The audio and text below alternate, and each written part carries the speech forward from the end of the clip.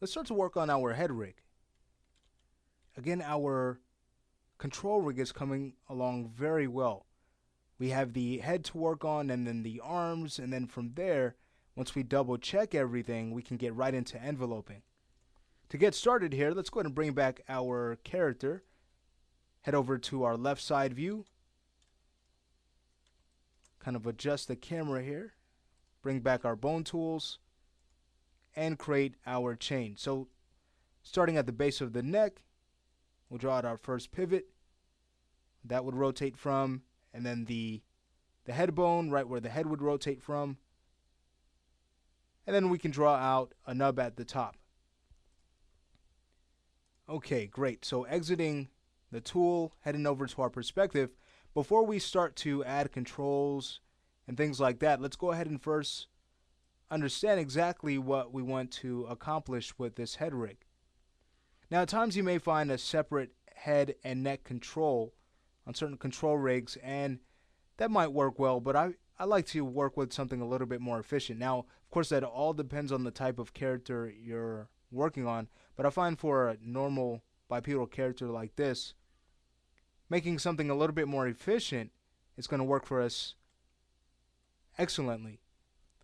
What I mean by that is, if we were to have a control that not only rotates the neck and head by just that one control, we have done a great job at making this control efficient.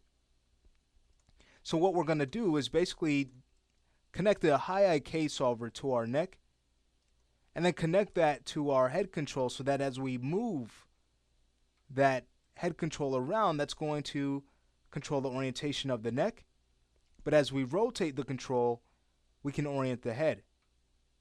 Okay, so that's what I'm talking about with the efficiency. Getting the most amount of control we possibly can from just one object. To get started here, let's go ahead and rename these. We can color code them, turn on their fins, and continue with the rigging setup by getting that efficiency that we were just talking about. Starting with the neck, that's going to be bn underscore neck01. Can move to the head next. It's going to be bn underscore head01. Right at the top, that's be head end. Selecting the neck, we can hold down control, press page down to get to the entire chain. Head over back to our bone tools and choose a color scheme for this. Let's say we use a start color of red. And then for our end color, we can go with yellow, just to make this gradient look interesting. Okay, there we have it. From here, what we're going to go ahead and do is set up our high IK solver, and then we can work on doing the fins. So I'll just go ahead and create that, selecting the neck, attaching that to the head. We'll call this high IK underscore neck 01. So as we move this around, again, you get an idea of the functionality we're going to be able to get. With the control we're about to make, it's going to allow us to have full control over the head's rotation, not like what we're getting now. All right. If the setup was like this, of course, we'd have some counter keying to do, rotating the head back as we move the neck forward. All right, let's go ahead and turn on fins for these.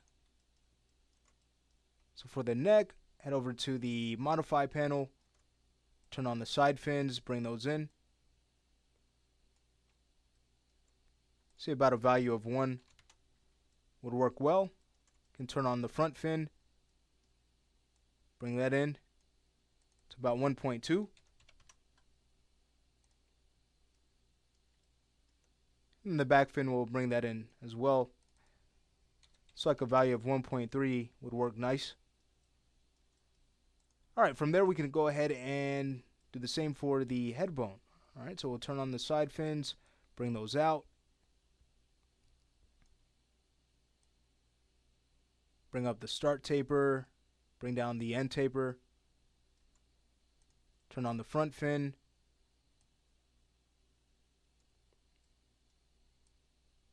Have the the shape of this match the character's head a little bit better.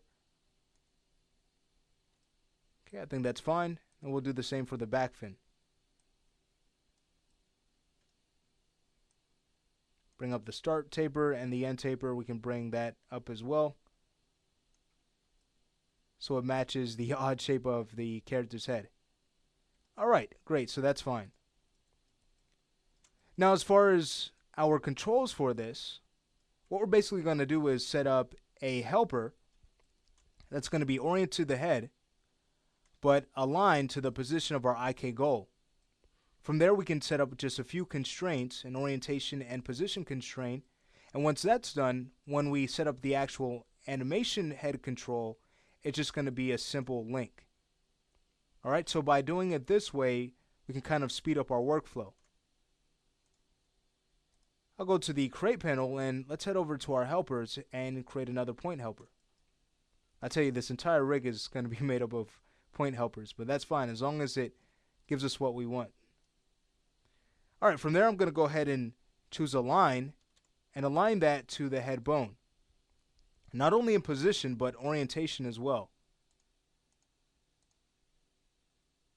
Choose OK, and there we have it. So now this helper is aligned to the position of the IK goal and oriented to the head. From here, we can go ahead and set up our constraints. Selecting our IK goal, we'll choose position constraint and constraint to the helper. Select the head, orientation constraint that to the helper as well, and here's what we end up with. As we move that helper, again, that's going to control the next rotation. As we rotate it, we now have control over the head's rotation. Very efficient. Now let's go ahead and discuss linking, and then we'll close out the lesson and make our primary head control in the next to finish this up. As far as linking goes, we want the neck and the IK goal linked to the chest. Now, we don't want to link directly to the chest. We don't want to link our bone that is directly to the chest. The reason why is we're not going to get the twisting we want. We're actually going to get this additive twisting. If I were to quickly show you that, selecting the neck bone, we can go ahead and link to the chest. Okay, you can see it kind of shift on us, and as we move this around, notice the extra twisting that we have. That's not good. So how can we bypass that? What we can do, I'll go ahead and undo that link. There we go. What we can do is actually set up another helper that's going to have this neck constraint to it, and then we could link that helper back to the chest. That way, with the neck not directly linked, we don't have that additive twisting.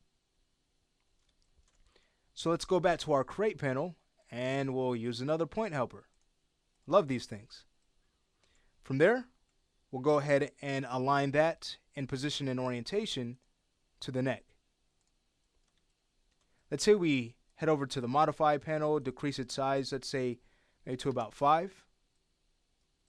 And we can also give this a different color. Here we can go with a yellow. Alright, from here, we can go ahead and take this and now link that to our chest bone. Now it's just a matter of setting up our constraints. So selecting the neck bone, we'll position constrain that to that helper and orient constrain it to the same. So now as we select this helper control that we've created, notice we don't get that additive twisting any longer. Alright, great. We need to go ahead and rename these, and then we can move on to the next lesson to finish our head rig. So this is going to be PT control underscore head 01.